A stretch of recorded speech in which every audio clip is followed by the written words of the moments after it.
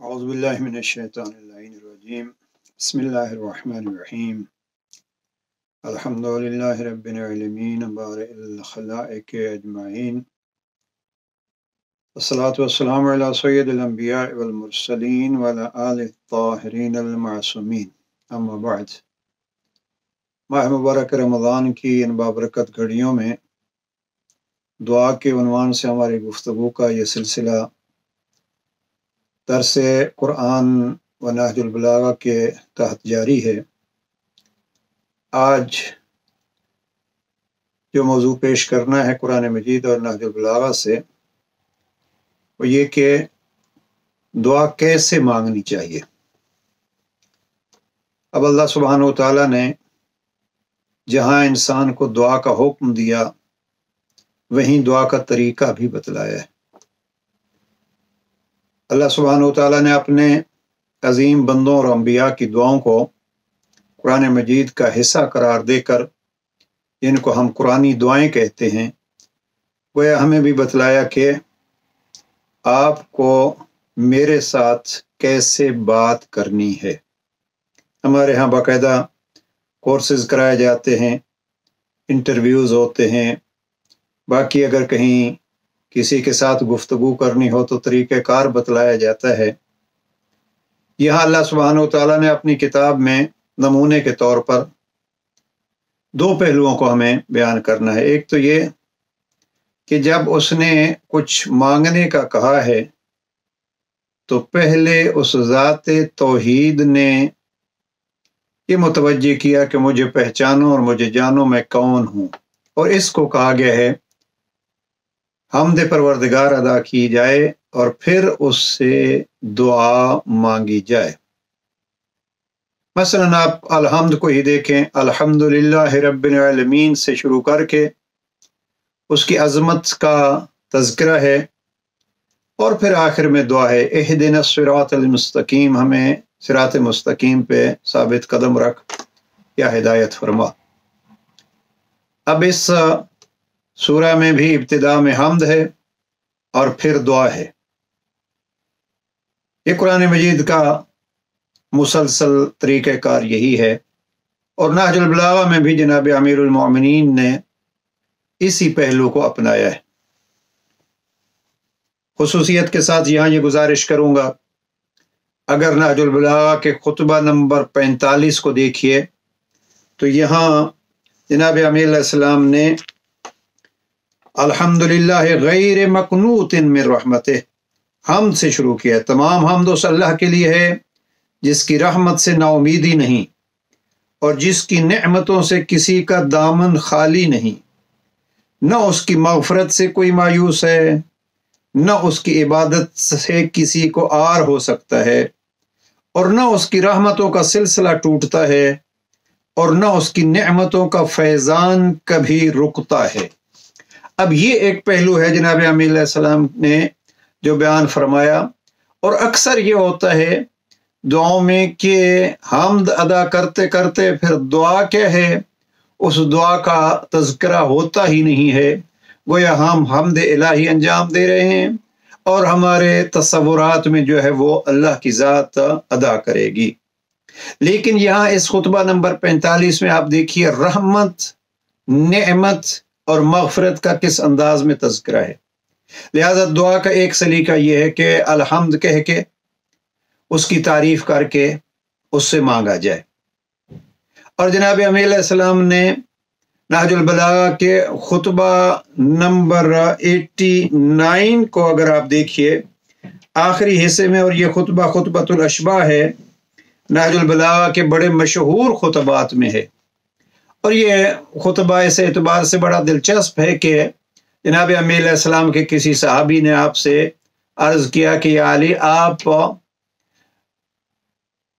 ذات پروردگار کے اوصاف، عجب سوال ہے، ذات پروردگار کے اوصاف اس انداز سے بتلائیے جیسے ہم اللہ کو دیکھ رہے ہیں۔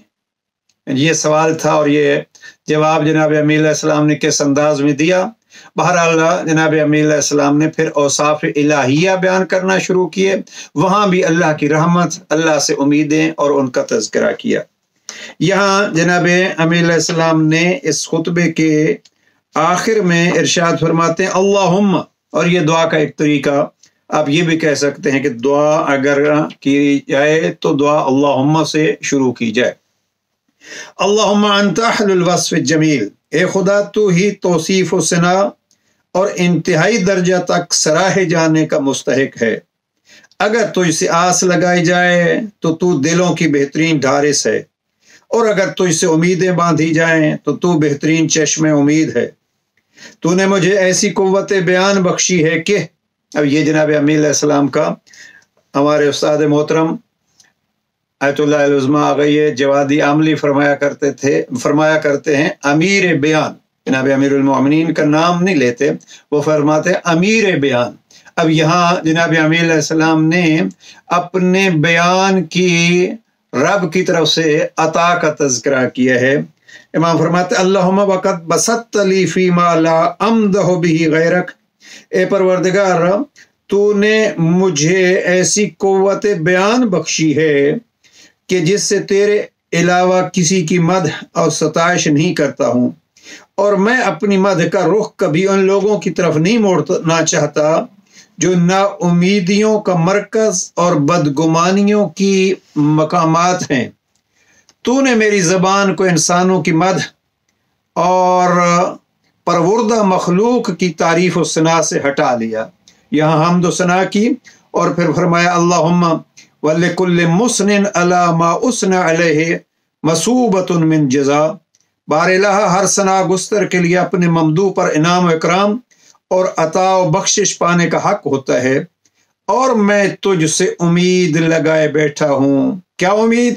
ये कि तू रहमत के ज़ख़ीरों और मग़फ़िरत के ख़ज़ानों का पता देने वाला है। यानी यहाँ अल्लाह के रहमत के ख़ज़ानों और उसकी मग़फ़िरत का तज़किरा है, और फिर जनाब अमीर अलैहिस्सलाम इसी पे कह के, यानी मैं तेरी रहमत और तेरी मग़फ़िरत की तारीफ़ कर रहा हूँ, अब जो तेरी रहमत और मग़फ़िरत का तकाज़ा है तू वो पूरा कर। तो ये एक पहलू है कि हम्द के साथ मदह परवरदिगार। दूसरा एक खूबसूरत पहलू जो मैंने अर्ज़ किया है वो ये कि अल्लाह वालों ने अल्लाह से कैसे मांगा। इस बिना पे कुरान मजीद की इस आयत को पढ़िए। अगर जनाब ज़करिया ने जनाब मरियम के यहाँ रिज़्क देख के, वो बेमौसम फल देख के जब औलाद की तलब की, तो अल्लाह सुब्हानहू व तआला ने हमें भी तरीका बतलाया। आपको भी अगर अल्लाह से कुछ मांगना हो तो कैसे मांगो। हुनालिका दआ ज़करिया रब्बहू क़ाल रब्बि हबली मिन लदुनका ज़ुर्रियतन तय्यबा इन्नका समीउद दुआ। और फिर आगे पूरा तज़किरा कि जनाब मरियम के पास जब फल देखे तो हुनालिका दआ ज़करिया रब्बहू, यहाँ जनाब ज़करिया ने रब से मांगना शुरू किया। अब वो वसीला किसको बनाया वो एक अलग मौजू है, लेकिन जनाब ज़करिया ने रब को पुकारा कैसे, दआ रब्बहू रब्बि हबली मिन लदुनका ज़ुर्रियतन तय्यबा। तो ये हकीकत में जो दुआएं हैं कुरान मजीद की, इन दुआओं के ज़रिए से जनाब परवरदिगार ने इंसान को तरीका सिखाया कि आपको कुछ मांगना है तो कैसे मांगा जाए। इसलिए कोशिश ये करनी चाहिए कि जब कभी कुछ अल्लाह से मांगा जाए तो इन कुरानी दुआओं को सामने रखा जाए, या अल्लाह वालों ने जो दुआएं बतलाई हैं। मसलन दुआ कुमैल में अल्लाह सुब्हानहू तआला कुरान मजीद में इरशाद फरमाते हैं रहमती वासिअत कुल्ल शै, और अमीरुल मोमिनीन दुआ कुमैल जो शुरू करते हैं तो फरमाते हैं अल्लाहुम्मा इन्नी अस्अलुका बिरहमतिका अल्लती वासिअत कुल्ल शै। उस रहमत की वुसअत का वास्ता देके जनाब इमाम भी मांगते हैं और अल्लाह भी इसी की तरफ मुतवज्जे करता है। तो ये एक पहलू है कि अल्लाह की हामद कीजिए। दूसरा पहलू ये है कि अल्लाह वालों ने जिस तरीके पे दुआ मांगी है वैसे कीजिए। और तीसरी चीज जो अर्ज करना चाहता हूँ वो ये है कि अल्लाह की सुन्नत को अदा करते हुए, जैसे हमें अल्लाह से उम्मीद है वो हमारी सुनेगा, तो हम भी किसी की सुने। अगर हमें अपने गुनाह बख्शवाने हैं या कुछ मांगना है तो हम दूसरों को अता करें, दूसरों को माफ कर दें। जनाब अबू ज़र का वाक़या बड़ा मशहूर है। जब जवान बेटा फौत हो गया तो बेटे की मैयत पे बैठ के दुआ कर रहे हैं बेटे के लिए। किस अंदाज से, परवरदिगार मैं बंदा होके इस बंदे को या बाप होके अपने बेटे को माफ कर रहा हूं और तो इससे दरखास्त है कि तू रब होके अपने बंदे को माफ कर दे। अब ये है तरीक़ा दुआ। और मैं यहाँ साथ अर्ज करूं, गुनाहगारों को माफ करके खुद अपनी जिसने आपके साथ ज्यादती की है उसको माफ करके अल्लाह से हम अपनी माफ़ी तलब कर सकते हैं। अगर नहजुल बलागा के खुतबा नंबर 138 के इस जुमले को हम पेश करें, जनाब अमीर अलैहिस्सलाम ने बड़े खूबसूरत अंदाज में हम जैसों को दुआ का तरीका बतलाया है, और वो ये है, इन्नमा यंबग़ी लिअहलिल इस्मति वल मसनू अलैहिम फिस सलामति अन यरहमू अहलल ज़ुनूब वल मासिया। जिन लोगों का दामन खताओं से पाक साफ है और बफज़ल इलाही गुनाहों से महफूज हैं, उन्हें चाहिए कि वो गुनाहगारों और ख़ताकारों पर रहम करें और इस चीज़ का शुक्र ही कि अल्लाह ने उन्हें गुनाहों से बचाए रखा है, उन पर गालिब और दूसरों के ऐब उछालने से माने रहे।